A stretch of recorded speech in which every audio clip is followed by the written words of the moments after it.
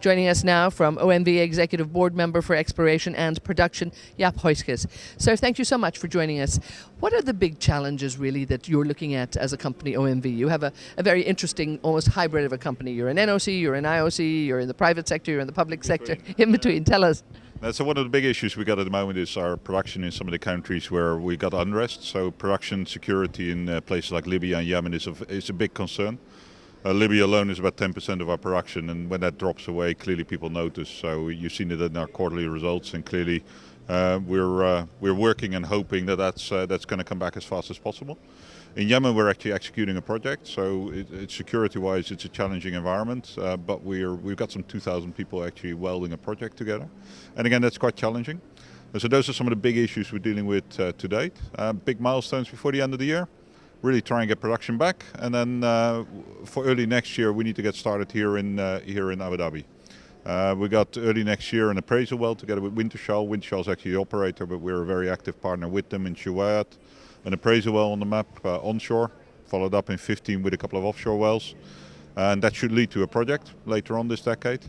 But we're the operator of a joint venture together with ADNOC, where we're going to explore in a piece of acreage called East Abu Dhabi.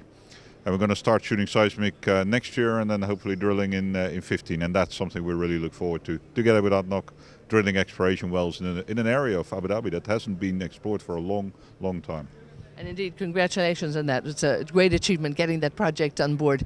When are you estimating to get started on that? But you have a huge presence here and probably increasing that presence now, will you be? Yeah, so we're building up our office. We're staffing up with expats, but also local staff we're bringing in. We're bringing them into training programs in here and in Vienna, back at the head office. The actual activities should kick off early next year. So we will be shooting seismic at the start of next year. Drilling, a little bit driven by rig availability, but 2015 we will be drilling.